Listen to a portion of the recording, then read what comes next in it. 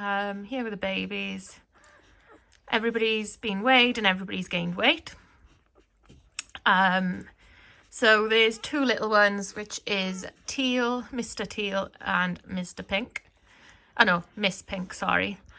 But they've both gained around 50 grams, which is a good gain for their first day of life.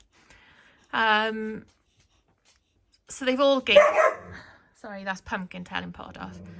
Pumps, shush. So, yeah, that's the main thing there. She did have an extra girl in the night that sadly was stillborn.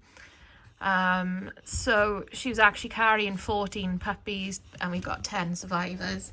So the 3 of the 4 stillborns were girls, which would have nearly made an even mix. And 2 of the stillborns were liver patches. So I've not really had a good look at everyone yet. It's still quite tough because their pigment just gradually comes through. I've got a feeling there's a couple of livers in here. But, you know, the more they grow and develop, the easier it is for me to tell. So she's drunk a carton of goat's milk today already, and it is only 2 o'clock in the afternoon. She's had quite a bit of cheese. She's not eaten much other food, but I did just hand feed a block of raw, which had been in the pen for like nearly 2 hours and she hadn't touched it. But as soon as I hand fed it to her, she ate it all. So a few of the puppies, as you can see, I've got little lumps on them. We've never ever had this before.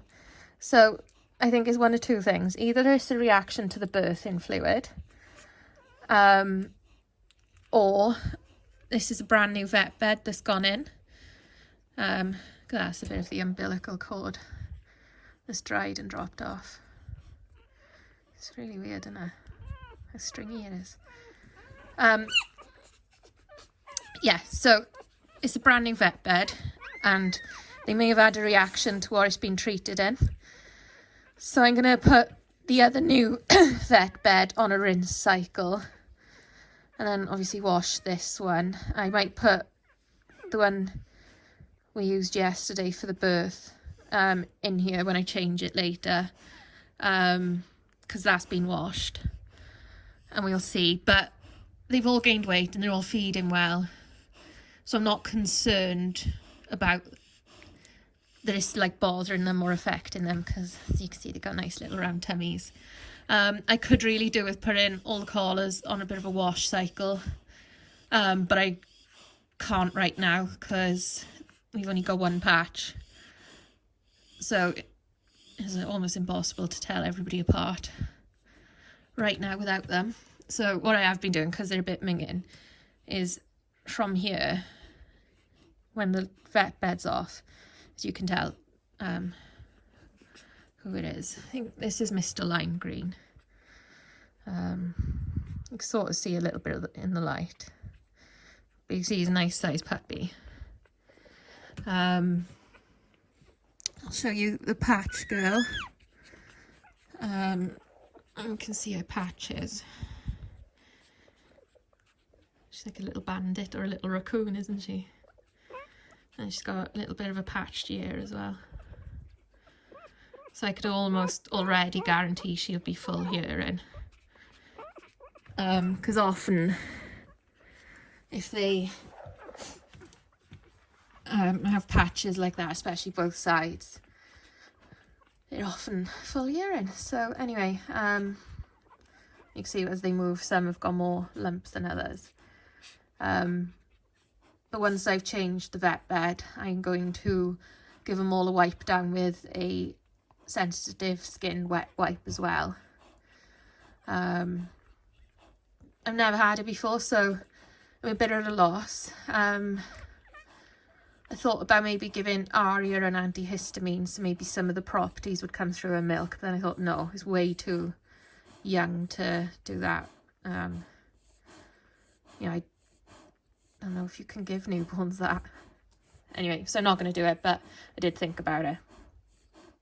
But yeah, they're too young to really do much, and taking them to the vets is probably more of a risk at this point than anything, because, you know, obviously a lot of sick animals go to the vets. Even healthy ones have been walking around in public and are potential carriers for things.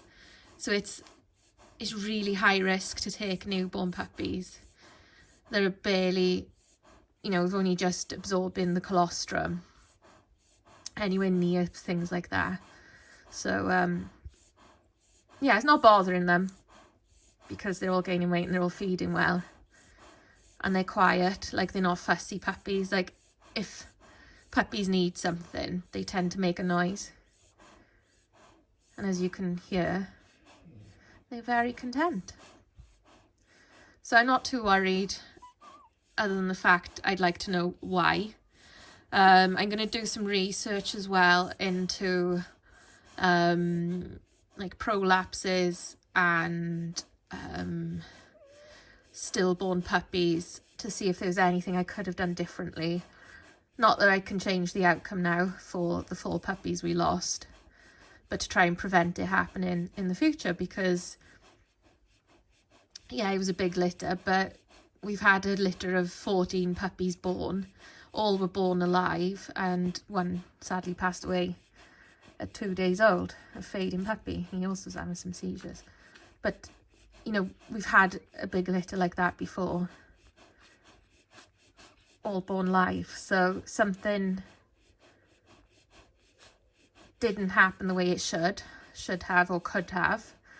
And I think the chances more than likely is the 2 that prolapsed were dead inside her, and then they don't move down the birthing canal easily when they're dead. And I think that delay caused the delay on the other 2, which was what happened to the last 2, unfortunately. That's my opinion. But the prolapse thing I'd like to know more about, because I'd obviously much rather that didn't happen. But yeah, anyway, everybody's doing good. Everybody's gaining weight. Everybody's feeding well. You know, you can see there's no little puppies here. Nothing to see here. So yeah, Aria's a good mummy. She's still quite tired, bless her. But I've spent a little bit of time sitting in there with her, and the 2 smaller puppies, or any puppy I think looks a bit smaller than some of the others, I just pick up and put on the milk bar, because as you can see now, there's 2 puppies. They're blocking the milk bar, but they're facing away from it, sleeping. So in situations like that, I do move the odd puppy around, just so. I think that's Mr. Pink. Mr. Pinks are always pigs. They're always pigs. But yeah, Aria's doing a good job, bless her.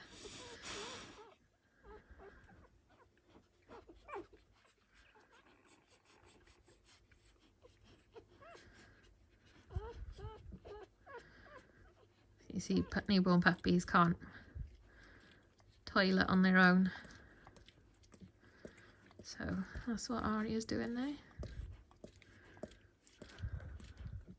So anyway, yeah, I'm going to leave this here, and I shall see you all soon.